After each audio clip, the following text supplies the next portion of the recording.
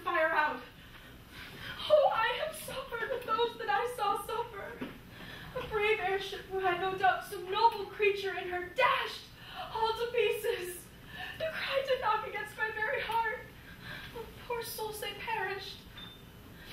Had I been any god of power, I would have dropped the sky within the earth, or ere should the good bird so have crashed in the frauding souls within her. Be collected. No more amazement. Tell your piteous heart there's no harm done. Woe the day! No harm. I have done nothing but in care of thee.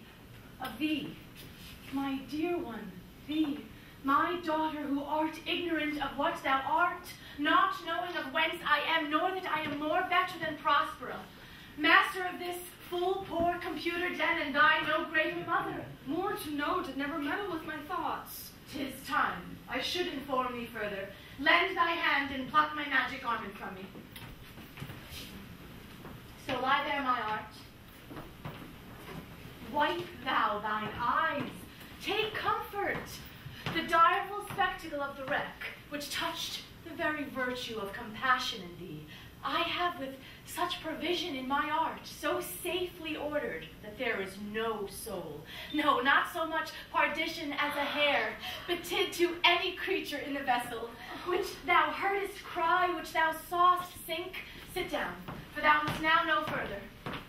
You've often begun to tell me what I am, but stopped and left me to a bootless inquisition, concluding, stay, not yet. The hour is now come. The very minute bids thee ope thine ear. Obey and be attentive. Canst thou remember a time before we came unto this den? I do not think thou canst, for then thou wast not out 3 years old. Certainly, ma'am, I can. By what? By any other house or person? By anything the image tell me that hath kept with thy remembrance? Well, 'tis far off, and rather like a dream than an assurance that my remembrance warrants. Had I not 4 or 5 women once that tended me? Thou hadst, and more, Miranda. But how is it this lives in thy mind? What seest thou else in the dark backward abysm of time? If thou rememberest aught ere thou camest here, how thou camest here thou mayest. That I do not. 12 years since, Miranda, 12 years since. Thy mother was the Duchess of Brooklyn, and a princess of power.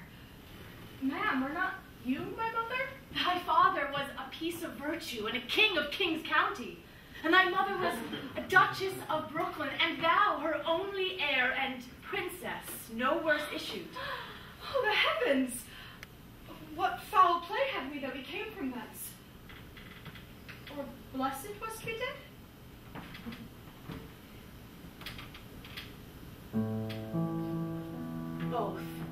Both, my girl. As thou say, by foul play we were heaved, thence but blessedly hope hither. My heart bleeds to think of the teen that I have turned into, which is from my remembrance. Please, and farther? My sister and thy aunt, called Antonia.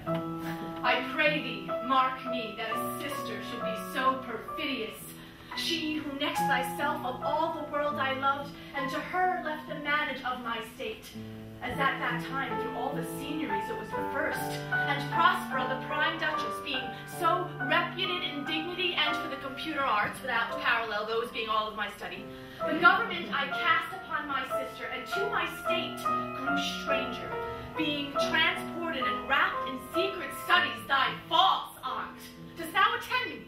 Oh, ma'am, most heedfully. Being once perfected, how to grant suits, how to deny them, who to advance and who to trash for overtopping, new created the creatures that were mine.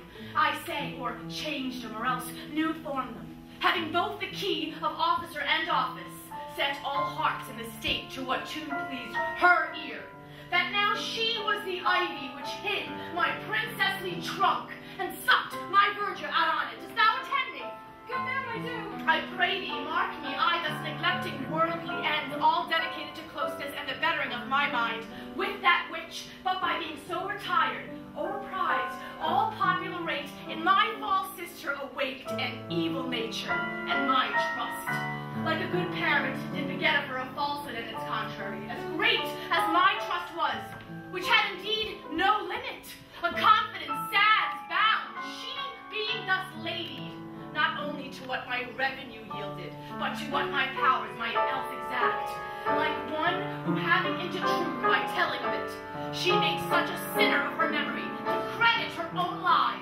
She believed she was indeed the Duchess, out of substitution and executing the outward face of royalty, with all prerogative hence, her ambition growing. Dost thou hear? Ma'am, your tale would cure deafness. Me, poor woman, my library is kingdom large enough of temporal royalty. She thinks me now capable. Confederates. So dry she was for sway with the King of Manhattan, to give him annual tribute, to do him homage, subject his coronet to his crown, and bend the borough yet unbowed. Alas, poor Brooklyn, to most ignoble stooping. Heavens. Now the condition.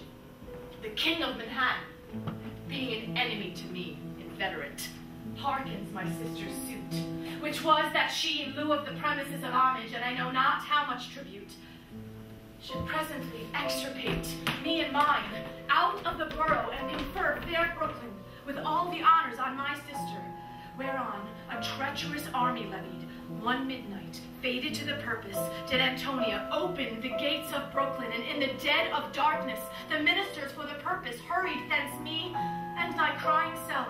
Wherefore did they not that hour destroy us? My tale provokes that question, dear, they durst not. So dear the love my people bore me, nor set a mark so bloody on the business, but with colors fairer painted their foul ends. In few, they hurried us aboard a bark, bore us some leagues to Brighton Beach, where they prepared a small hot air balloon, not rigged, nor propeller, sail, nor mast, though the very birds instinctively rode with it. There they hoist us, to cry to the sky that embraced us, to sigh to the winds whose pity, sighing back again, did us but loving wrong. Mark, what trouble was I then to you? A cherubim, thou wast that did preserve me. Thou didst smile infused with a fortitude from heaven. When I have decked the sky with drops full salt, under my burthen groaned, and raised in me an undergoing stomach to bear up against what should ensue. How came we to this isle? By providence divine, some food we had, some fresh water, and a noble metropolitan Gonzala, out of her charity, being then appointed master of her design, did give us, with rich garments, linen, stuff, and necessaries, which since have ceded much. So, of her gentleness, knowing I loved my tech, she fetched me my own desktop with programs and files that I prize above my kingdom. I would that I might ever see this woman. Now I arise. Sit still and hear the last of our sky sorrow. Here, on this floating isle we arrived, and here have I, thy schoolmaster, made thee more profits than other princesses can, who have more time for vainer hours and tutors not so careful. Heavens, thank you for it. And now I pray you, ma'am, for still 'tis beating in my mind, your reason for raising the sky storm. No thus far forth, by accident most strange, bountiful fortune, now, my dear lady, hath mine enemies brought to this shore. And by my prescience I find my zenith doth depend upon a most auspicious star, whose influence, if now I court not, but omit my fortunes, will ever after droop. Here, cease more questions.